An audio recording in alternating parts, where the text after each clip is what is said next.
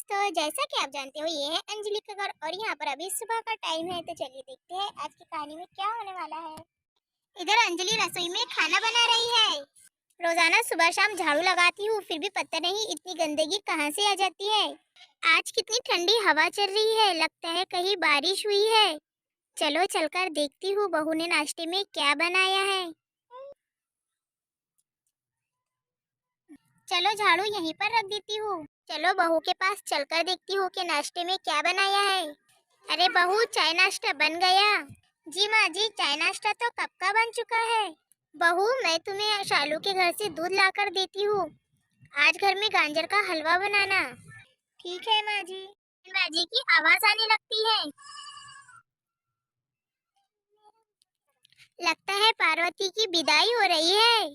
बहू, मैं जा रही हूँ, पार्वती की विदाई हो रही है। हाँ माँ जी, बैंड बाजी की आवाज से तो ऐसा ही लगता है कि पार्वती की विदाई हो रही है। मैं भी आ रही हूँ। मैंने मना किया है क्या? लेकिन मुन्नी का क्या?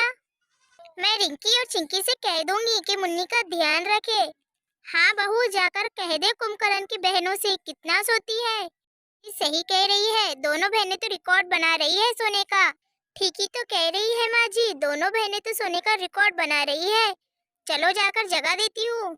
इधर अंजलि कमरे में आवाज लगाकर बोलती है, अरे रिंकी चिंकी उठ जाओ, कितना सो रही हो। मैं जा रही हूँ पार्वती की विदाई देखने, तुम मुन्नी का ध्यान रखना। इधर रिंकी कमरे से आवाज लगाकर बोलती है, ठीक है मम्मी आप जाइए। वहीं से सोई हुई जवाब देती है, ऐसे नहीं कि उठकर आकर बोले। चलिए माँ जी चलते हैं। हाँ बहू चलो। इधर दोनों भी विदाई देखने जाने लगती है। अंजलि और धनिया के बाद जाने के बाद मुन्नी जाग जाती है। जागने के बाद मुन्नी अपने मम्मी को ढूंढने लगती है।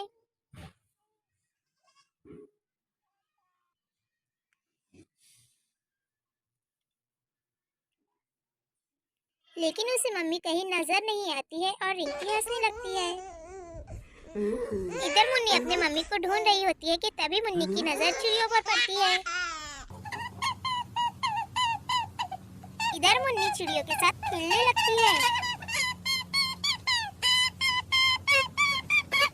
और जोर जोर से हंसने लगती है। इधर मुन्नी खेलते हुए घर से बाहर चली जाती है। थोड़ी ही देर में रिंकी और चिंकी कमरे से बाहर आ जाती है। अरे सुबह तो कब की हो गई।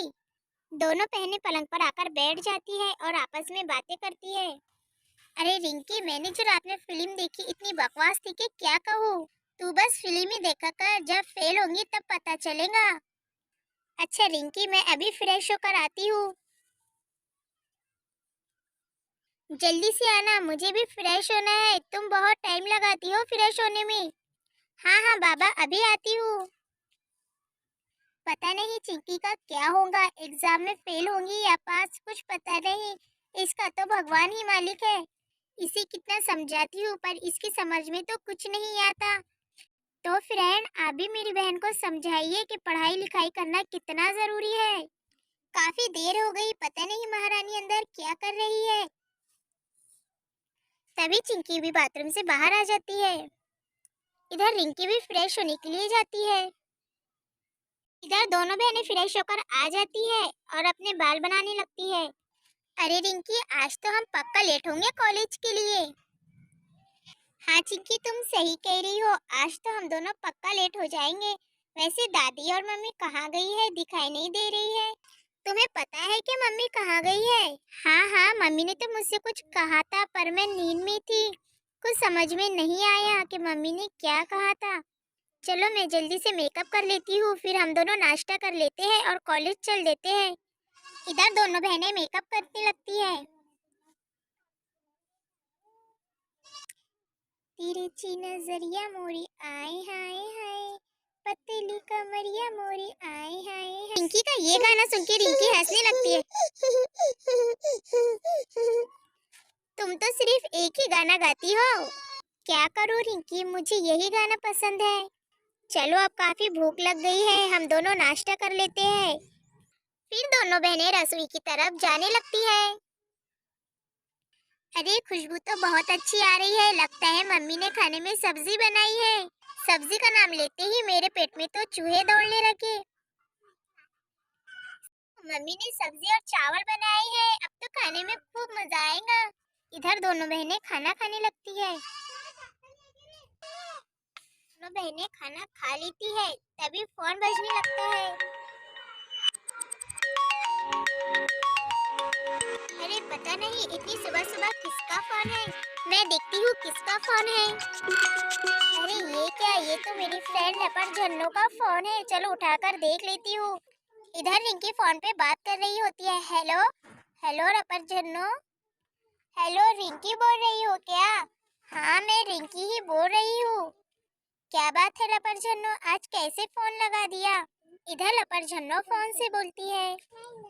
रिंकी मैं तो सिर्फ इतना बोल रही हूँ कि आज कॉलेज मत आना। क्यों, क्या हुआ, क्या बात है? हमारे कॉलेज में कुछ गुंडे घुस गए हैं, वो बच्चों को किडनैप कर रहे हैं। क्या किडनैप कर रहे हैं? वैसे लपट झन्नो तुम्हें ये सब कुछ कैसे पता? मुझे प्रोफेसर साहब का फोन आया था।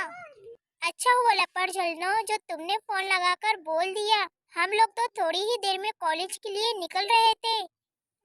थैंक यू लपट झन्नो। हे माता रानी तुम्हारा बहुत बहुत शुक्रिया।